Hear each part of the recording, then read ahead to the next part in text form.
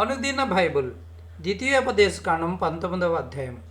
నీ దేవుడైన యెహోవా ఎవరు దేశమును నీకిచ్చుచున్నాడో ఆ జనములను నీ దేవుడైన యెహోవా నాశనము చేసిన తరువాత నీవు వారి దేశమును స్వాధీనపరచుకొని వారి పట్టణముల్లోనూ వారి ఇండ్లలోనూ నివసించినప్పుడు నీవు స్వాధీనపరచుకున్నట్లు నీ దేవుడైన యెహోవా నీకిచ్చుచున్న దేశములో 3 పురములను వేరుపరచవలెను.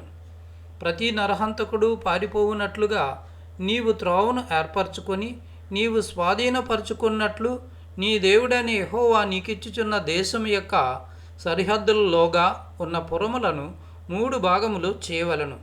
పారిపోయి బ్రతకగల నరహంతకుని గూర్చిన పద్ధతి ఏదనగా, ఒకడు అంతకుముందు తన పొరుగువాని యందు పగబట్టక పొరపాటున వాణ్ణి చంపిన యెడల, అనగా ఒకడు చెట్లు నరుకుటకు తన పొరుగువానితో కూడా అడవికి పోయి చెట్లు నరుకుటకు తన చేతితో గొడ్డలి దెబ్బ వేసినప్పుడు గొడ్డలి పిడి ఊడి వాని పొరుగువానికి తగిలి వాడు చనిపోయిన యెడల, వాడు అంతకుముందు తన పొరుగువాని యందు పగబట్టలేదు గనుక వానికి మరణదండన విధి లేదు. అయితే హత్య విషయములో ప్రతిహత్య చేయువాని మనస్సు కోపముతో మండుచుండగా మార్గము దూరమైనందున వాడు నరహంతకుని తరిమి వాని కలుసుకొని వాని చావగొట్టక ఇండునట్లు ఆ నరహంతకుడు పారిపోయి ఆ పురములలో ఒకదాని యందు చొచ్చి బ్రతుకును. అందుచేతను 3 పురములను నీకు ఏర్పరచుకొనవలనని నేను నీకు ఆజ్ఞాపించుచున్నాను. మరియు నీ దేవుడైన యెహోవా నీ పితరులతో ప్రమాణము చేసినట్లు ఆయన నీ సరిహద్దులను విశాలపరిచి నీ పితరులకు ఇచ్చెదనని చెప్పిన సమస్త దేశమును నీకిచ్చిన ఎడల, నీవు నీ దేవుడైన యెహోవాను ప్రేమించుచు నిత్యమును ఆయన మార్గములలో నడుచుటకు నేడు నేను నీకు ఆజ్ఞాపించిన ఈ ఆజ్ఞలన్నిటినీ అనుసరించి నడుచుచు ఈ 3 పురములు కాక మరి 3 పురములను ఏర్పరచుకొనవలెను.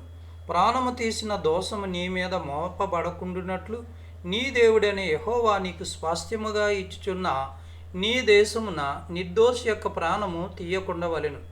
ఒకడు తన పొరుగువాని యందు పగపట్టి వాని కొరకు పొంచియుండి వాని మీద పడి వాడు చచ్చునట్లు కొట్టి ఆ పురములలో ఒక దానిలోనికి పారిపోయిన ఎడల, వాని ఊరి పెద్దలు మనుషులను పంపి అక్కడ నుండి వానిని రప్పించి వానిని చంపుటకై హత్య విషయంలో ప్రతిహత్య చేయు వాని చేతికి వానిని అప్పగింపవలెను. వాని కటాక్షింపకూడదు. నీకు మేలు కలిగినట్లు ఇశ్రాయేలీయుల మధ్య నుండి నిర్దోషి ప్రాణ విషయమైన దోషమును పరిహరింపవలెను. నీవు స్వాధీనపరచుకున్నట్లు నీ దేవుడైన యెహోవా నీకిచ్చుచున్న దేశములో నీకు కలుగు నీ స్వాస్యములో పూర్వీకులు నియమించిన నీ పొరుగువాని సరిహద్దు రాతిని నీవు తీసివేయకూడదు. ఒకడు చేయు సమస్త పాపములలో ఏ అపరాధమును గూర్చియే కానీ ఏ పాపమును గూర్చియే కానీ ఒక్క సాక్షి యొక్క సాక్ష్యమును అంగీకరింపకూడదు. 2 సాక్షుల మాట మీదనైనను 3 సాక్షుల మాట మీదనైనను ప్రతి సంగతి సిద్ధపరచబడెను.